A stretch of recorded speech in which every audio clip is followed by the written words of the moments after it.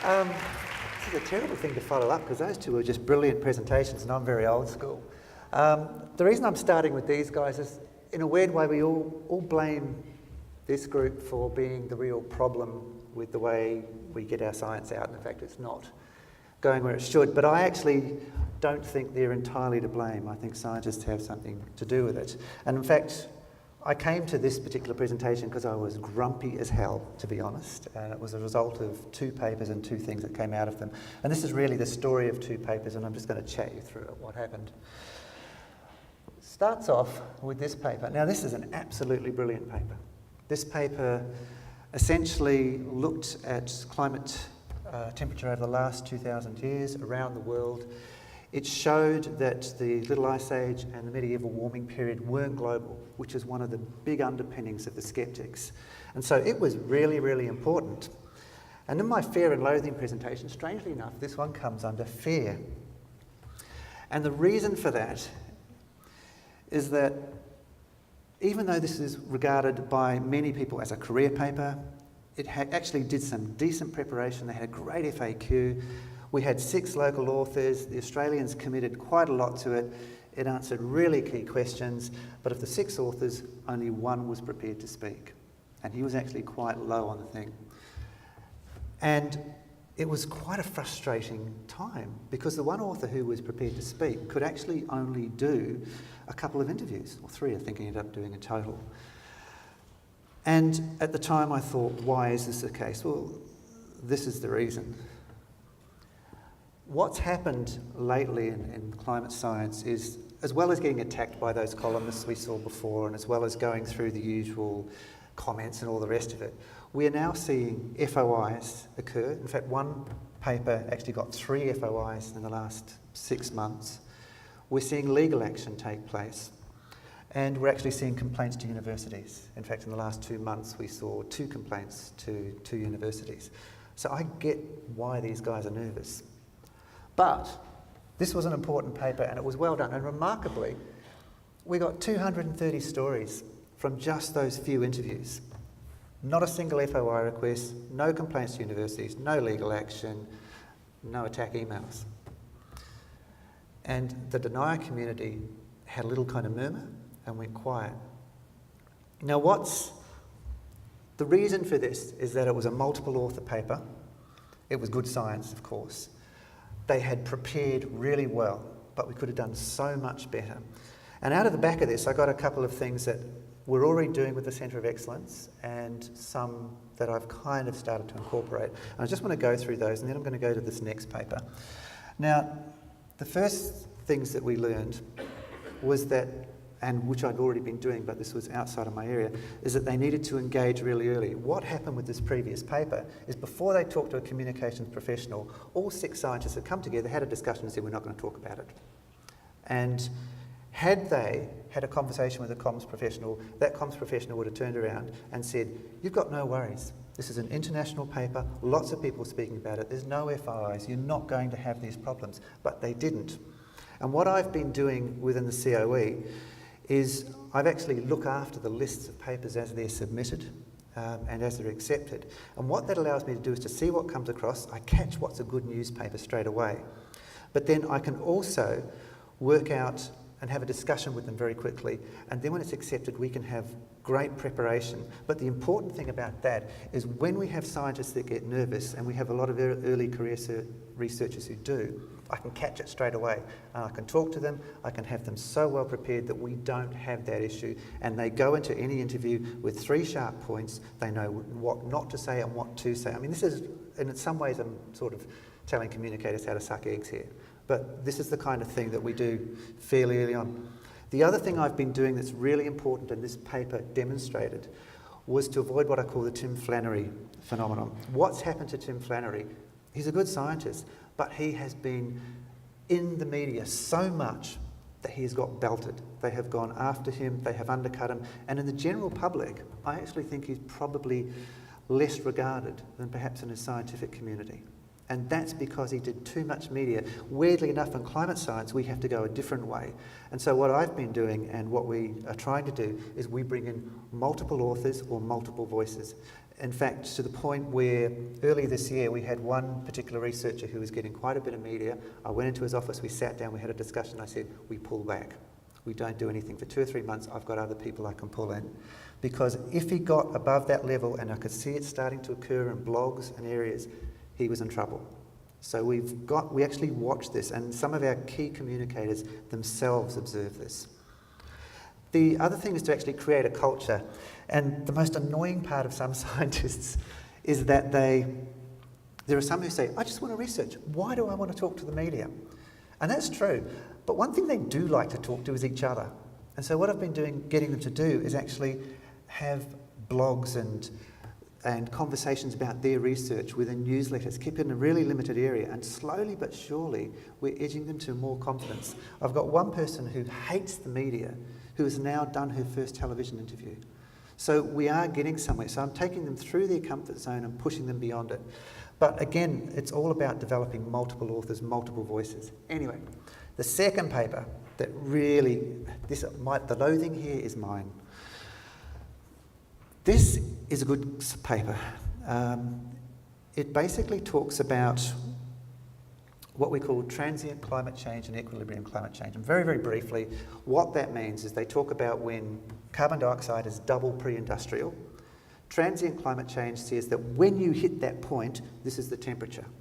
Equilibrium climate change is when you've been there for a while and it hasn't moved up or down, where the temperature actually ends up, because they're different, because it keeps going in slowly. This paper talked about that and actually brought it down slightly. The problems with this paper are a couple. I mean, aside from the lack of preparation, this kind of talked to the recent meme that's been going on that there's been no change in temperature for 17 years, which is actually not true. But it's responding to it. And I've even seen a paper which actually opens by talking about the blogosphere and the denosphere, and this is why we're approaching it. And what we're getting to here in the second paper, which I think is very important, is about framing and scientists' framing. And I think we need to pay a lot more attention to it. Now, this paper is quite interesting because there was no FAQ at all. There was no kind of context about when CO2 will hit double, which, by the way, is only about 20 years away. There was no mention that we've only really done 0.8, and we're going to add another 0.5 in terms of degrees on top of that in a very, very short time. So, in reality, this is kind of scary. But because there was no context, and because it wasn't thought through and done properly, the result were these. Has global warming stalled in BBC? A Second Chance to Save the Climate in New Scientist. These are respected publications, and they have taken a very strange message out of this paper. And really, in real terms, this paper is relatively innocuous, but in climate skeptic terms, it's a free kick. And that needed to be prepared for, and it wasn't. Now, I'm going to sort of look at the skeptic frame and the frame that we talk about in terms of scientists. Now, this is a classic up the down escalator, they call it. Now, the trend is the way the scientists see it. The blue lines, which is a very common graph, are the way the skeptics see it. It's stopped. The truth of the matter is, this is what's happening in the oceans. It hasn't slowed at all. And why is this important? Because 90% of the Earth's heat goes into the oceans. Now, knowing this, okay, we have a clear frame, we can say something about this, and we can say that global warming hasn't stopped, it's still a problem. And the IPCC head says this. He's taken the skeptic frame and he's gone with it.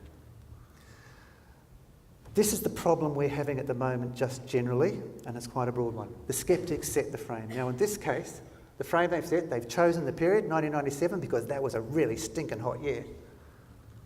They chose the type of measure used, global surface temperature, which we've all gone with. And there's kind of good reasons for that too, because it is one of the longest measurements, but there's so much more out there now.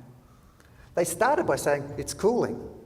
And then along came 2005 and 2010, which cracked 1998, and oh dear, well, it's paused. Okay, so they've shifted the goalpost. And we accepted it. We just said, yeah, it's flat, it's cooling, it's whatever. That's not the way it should work. Scientists should be saying a frame is wrong and selecting it. So, out of the back of this, what have we been doing at the COE? I actually watch skeptic memes quite closely. It's just almost one of those things I do automatically. As soon as one starts to kick off that I think's got traction, I let the researchers know. 9 times out of 10 they say, oh, yeah, we know about it, go away. But that's fine, it's still there. But in the 1 in 10 times, they end up getting a random phone call and they have to respond and they're already across it. It's really, really useful. The other thing is I'm starting to work on the idea of reframing. When a skeptic comes out with a meme and a frame, I go to the scientists and I say, guys, this is the frame. They'll say, oh, but that's not right because and so straight away we build a new frame. And what happens is when a reporter comes along, we say, no, that's wrong. They're looking at it in the wrong way. This is the way you should look at it, and this is what happens. And the reporter has to report your new frame and your reason for taking the new frame, and you end up occupying more of the article and combating the skeptic all in one go. And that works across quite a lot of areas. So it's really important to reframe. The other thing is developing a consistent response, and one of the things I've found since moving into the kind of university sector is there seems to be silos. But the way to break out of the silos and get the groups working together is quite often to put together either a media release or a letter or just ring up and discuss them, because by the time you've got everything backwards and forwards and everyone's signed off their little piece, they're all thinking the same way. So someone else can be called up in another organisation and give exactly the same answer. They don't even realise they're doing it. It's a very, very useful approach. You don't even have to put out a document to the media and it will still do what you want it to do. The other thing that I think we need to look at, I'm not doing well where I am and I don't think many of us are, is actually being reactive. Act more like a non-government organisation, NGO, an advocacy group. Now we don't advocate, but we should react against bad science. There's a couple of other things that come under this. And this has also occurred in another way. When I first heard about this, I thought it was a joke, where we had some of these columnists we showed before. Some of the scientists said, we need to go in and challenge them at the Press Council. And I said, oh, look, Press Council, they're weak, they're going to turn you away. Well, they went in and they won. And what I've noticed happening is that some of these columnists now will quote someone else. They're much more careful about the science.